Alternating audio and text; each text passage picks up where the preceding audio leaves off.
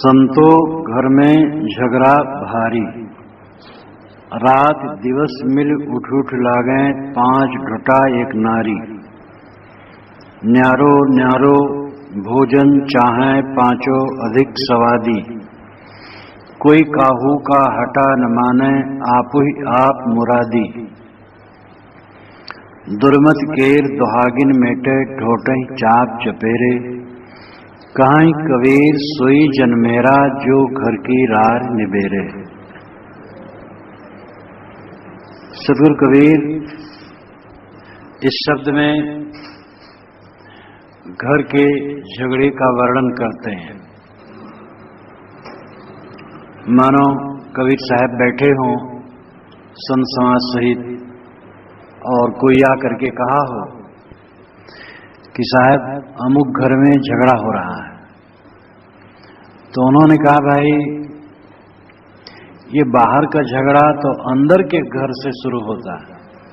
संतो घर में झगड़ा भारी, हृदय रूपी घर में बहुत भारी झगड़ा। झगड़ा के लिए साहब भारी विशेषण देते हैं। संतो घर में झगड़ा भारी, घर यानी हृदय, हृदय में भारी झगड़ा। हृदय के झगड़े के बाद तब बाहर झगड़ा होता है। बड़े बड़े विश्व युद्ध एक दो व्यक्तियों के वैमनस्य का फल था और होता है। आग की चिंगारी उड़ती है और एक जगह लगती है और पूरे गांव और मोहल्ले को भस्मसात कर देती है। अंदर की आग बाहर आग फैलाती है। जब मनुष्य का मन मलिन होता है तो बाहर वो दुरुपयोग करता है। साहब कहते हैं संतो घर में झगड़ा भारी। ऐ संतो हृदय रूपी घर में बहुत भारी झगड़ा है। कौन सा झगड़ा है? रात दिवस मेरे उठ उठ लागे, पांच ढोटा एक नारी। पांच लड़के हैं, ढोटा नाम लड़के, और एक नारी पत्नी है। एक तो पत्नी और पांच लड़के, ये उठ उठ करके रात दिन झगड़ा करते हैं। प्राय घरों में झगड़ा होता है, दिन में होता है, रात में सो जाते हैं। साहब कहते 24 घंटे का झगड़ा है। रात दिवस मेरे उठ उठ लागे, रात दिन उठ उठ करके ये झगड़े में लग जाते हैं। पांच ढोटा, पांच बच्चे हैं, पांच ज्ञानेंद्रियां, आंख नाक कान जीभ चाम, और एक नारी वासना अविद्या। न्यारो न्यारो भोजन चाहे पांचों अधिक स्वादी, ये सब अलग अलग भोजन चाहते हैं और पांचों बहुत ही स्वादासक्त हैं। आंख रूप चाहती तो कान को रूप से कोई प्रयोजन नहीं, वो अनुकूल शब्द चाहता है। जीभ रस चाहती है, त्वचा कोमल स्पर्श चाहती है, नाक गंध चाहती है। हर इंद्रिय अलग अलग विषय चाहती है। और वासना तो बड़ी लंबी होती है, पूरे विश्व को पाकर के भी तृप्त नहीं होती। ये नारी बड़ी प्रचंड है। नारी यानी वासना, मन का मोह, ये भयंकर जाल है। और जीव इन्हीं में उलझा रात दिन मरता है, सड़ता है। कहीं तो काम भोग, कहीं स्वाद भोग, कहीं गंध, कहीं रस, कहीं रूप। इनका कीड़ा बना रहता है। और फिर वासनाओं की कल्पनाओं में आकाश पाताल की कुलाओं को मिलाता रहता है। मनुष्य के अंदर की जो सबसे बड़ी गंदगी है वो यही है, पांचों विषयों के भोगों की कामना, मन की उल जुलूल कल्पनाएं, इन्हीं में जीव जलता रहता है। न्यारो न्यारो भोजन चाहे पांचों अधिक स्वादी, ये अलग अलग भोजन चाहते हैं। एक व्यक्ति के 5 लड़के हों, एक कहे मैं रोटी खाऊंगा, दूसरा कहे मैं भात खाऊंगा, तीसरा कहे मुझे खिचड़ी चाहिए, चौथा कहे मुझे हलवा चाहिए, पांचवा कहे मुझे मालपुआ चाहिए, तो घर के मालिक को, माता पिता को कितनी परेशानी हो। एक चीज बना दो, सबको दे दो, सब खा ले बस। अरे पेट में डालना है थोड़ा जठराग्नि तृप्त के लिए, और क्या। लेकिन सब लड़के अलग अलग चाहते हैं। ये जीव कि ये 5 लड़के लगे हैं और 5 नोचते हैं चारों तरफ, 5 अधिक सवादी। कोई काहू का हटा न माने, आपू ही आप मुरादी। ये कोई किसी का हटा नहीं मानता। हटा नाम रोकना। आंख रूप देख करके भी तृप्त नहीं होती है, लेकिन कान तो उससे कोई मतलब नहीं, उसे शब्द चाहिए। जीव इन दोनों से कोई मतलब है, उसे रस चाहिए। तो कोई काहू का हटा न माने, कोई किसी का कहा नहीं मानते। आप ही आप मुरादी। मुराद कहते हैं इच्छा को, और मुरादी इच्छुक को। आप ही आप मुरादी, अपने अपने भोगों की ये सब इच्छुक है। आप ही आप मुरादी। दुर्मत केर दुहागिन मेटे, ठोटे चाप चपेरे। सदगुरु कहते हैं कि तुम्हारा कर्तव्य क्या है। ये तो मैंने झगड़ा का रूप बताया, तुम्हें करना क्या चाहिए। दुर्मत की दुहागिन को मिटा दो। दुहागिन नाम दुर्भाग्य, बदकिस्मती। हमारी सबसे बड़ी बदकिस्मती है, हमारा सबसे बड़ा दुर्भाग्य है दुर्मति, दुर्बुद्धि। जिस बुद्धि से हमारा पतन हो, दुर्बुद्धि है। अंततः देखा जाए तो विषय वासना ही सबसे बड़ी दुर्बुद्धि है, जिससे हमारा मन नरक को प्राप्त हो, दुर्बुद्धि। और विषय वासना नरक है, विषय वासनाओं का चिंतन नरक है। और इस दुर्बुद्धि को मिटाओ। मनुष्य जीवन की पूर्ण सफलता इसी में है, जब उसका चित्त बिल्कुल स्वच्छ हो जाए, चित्त में विषय वासना न रहे, चित्त निर्मल। तब जानो तुम्हें अपने जीवन के परम आनंद की पराकाष्ठा मिली।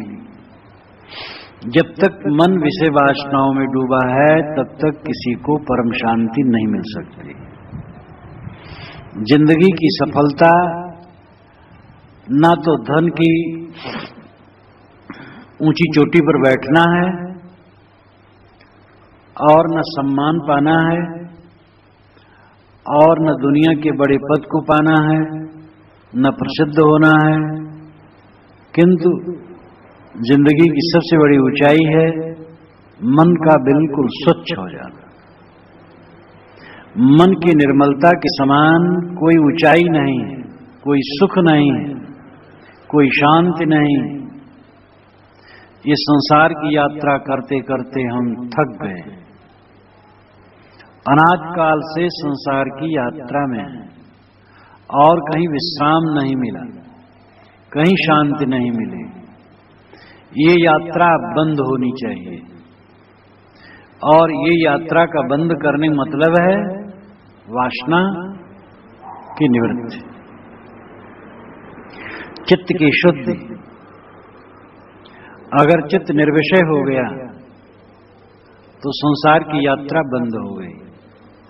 मन में काम वासना का स्मरण अगर नहीं होता है, उमंगे तरंगे वासनाएं ये शांत हो गई, तो समझ लो कि जीवन यात्रा, संसार की यात्रा पूरी हो गई और मंजिल मिल गई। कबीर उल्टा ज्ञान का कैसे करूं विचार, बैठे से ही पथ कटे, चला चली नहीं पा रहा। कबीर साहब कहते हैं मैं उल्टे ज्ञान का कैसे विचार करूं, कैसे कहूं लोगों को।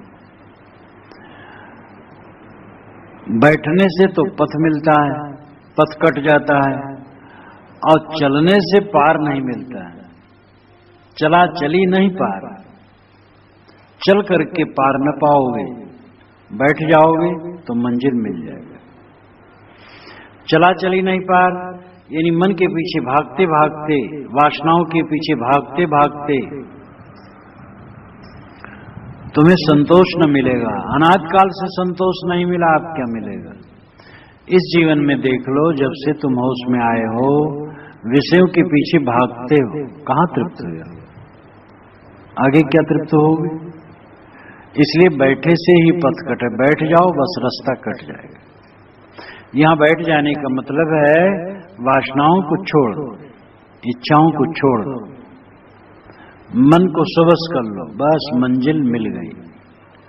भागोगे, अनाद काल से भाग रहे हो और तृष्णा, चिंता, उद्वेग, अशांत के सिवा तुम्हें कुछ नहीं मिला। अब आगे और क्या मिलेगा? बड़े बड़े ऐश्वर्यवान अंत में निराशा के गर्त में जाते हैं। यहां की सारी चमक दमक पूरी मिथ्या। दुर्मत केर दुहागिन मेटे।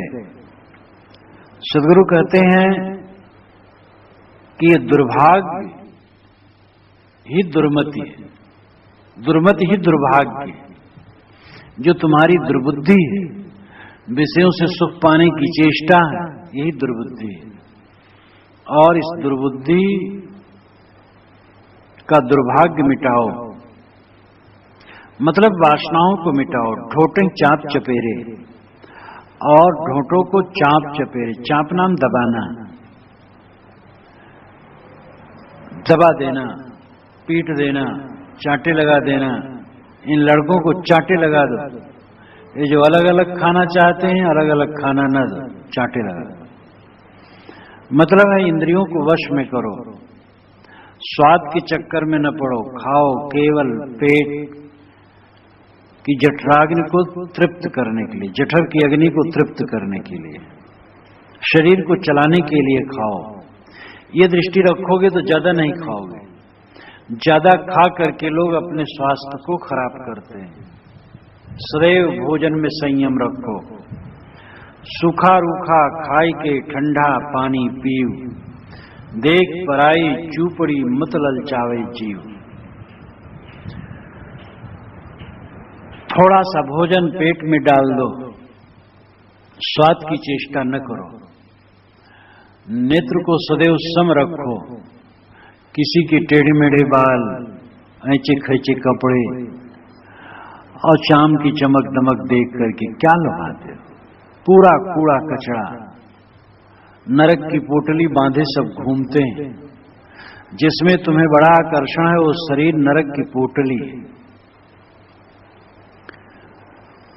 और इसी प्रकार जितने भी विषय हैं वो आपात रमणी है, इन एकाएक रमणी प्रतीत होते हैं। दूर से देखत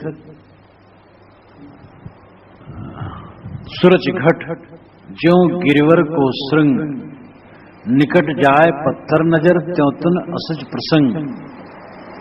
दूर से देखने पर शरीर आकर्षक लगता है, जैसे पर्वत के शिखर।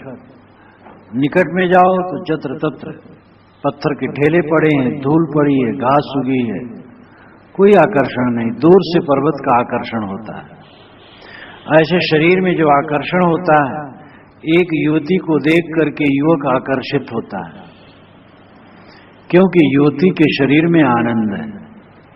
अब युवती के शरीर में आनंद होता तो अपना आनंद लेके आनंदित रहती। वो युवक के शरीर को देख करके आकर्षित है, युवक के शरीर में आनंद है। और युवक के शरीर में आनंद होता तो अपने शरीर के आनंद को लेके वो आनंदित रहता है। न युवती के शरीर में आनंद है, न युवक के। एक भ्रम है, एक आभास है, एक धोखा है। और आनंद दोनों के शरीर में नहीं है। शरीर तो एक साधना का स्थल है, और भौतिक दृष्टि से देखा जाए तो कूड़ा कचरा है।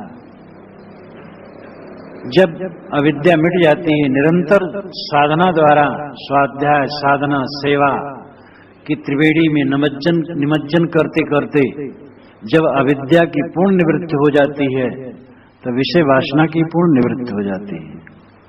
कहीं कबीर सोई जन्मेरा जो घर की रार निबेरे।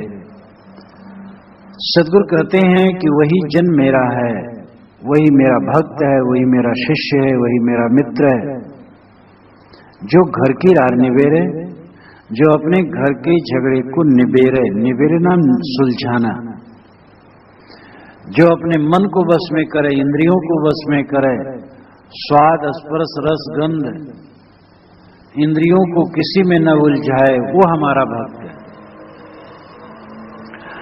पिछले शब्द में, प्रथम शब्द में कल कहा गया है, कहीं कबीर जो अब की बूझे सोई गुरु हम चेला। वो तो अपना जन और शिष्य नहीं कहते, वो कहते वो जो समझ ले और ठीक हो जाए वो गुरु हमें चेला बनने को तैयार है। उनकी उदारता। और वो कहते हैं जो आज अपना कल्याण कर ले वो धन्य है। इसलिए साहब कहते वो मेरा भक्त नहीं है जो केवल कहता मैं कबीर साहब का अनुयायी हूं। मेरा भक्त, मेरा शिष्य तो वह है जो घर की रार निबेरे, जो अपने घर के झगड़े को खत्म करे, जो अपने मन की उलझन को, वासनाओं को, इंद्रियों की उद्वेग को त्याग करे। एक कवि ने कितना सुंदर कहा है, न मारा आपको जो खाक हो अक्सीर हो जाता, अगर पारे को अक्सीर गर मारा तो क्या मारा। बड़े मोजी को मारा, नफ्स अम्मारे को गर मारा, नहंगो अजदहा और शेर नर मारा तो क्या मारा। न मारा आपको जो खाक हो अक्सीर हो जाता, अपने आप को नहीं मारा, नहीं अपनी बुराइयों को नहीं मारा, जो खाक हो करके अक्सीर दवा हो जाती। अगर तुम अपनी बुराइयों को मार लेते तो खाक बन करके, भभूत बन करके तुम्हारे लिए बढ़िया दवा हो जाती। न मारा आपको जो खाक हो अक्सीर हो जाता, अगर पारे को अक्सीर कर मारा तो क्या मारा। पारे को मारा, पारे का भस्म बनाया, अक्सीर दवा बनाई, लेकिन अपनी बुराइयों को नहीं मारा। बड़े मोजी को मारा, नफ्स अम्मारे को गर मारा। नफ्स अम्मारे बुरी इच्छाएं, जो बुरी इच्छाओं को मार लिया, बड़े मोजी को मारा, बहुत बड़े दुश्मन को मार डाला। नहंगो अजदहा और शेर नर मारा तो क्या मारा। घड़ियाल मारा, सांप मारा और सिंह मारा तो क्या मारा। जो बुराइयों को मारे वो महान है।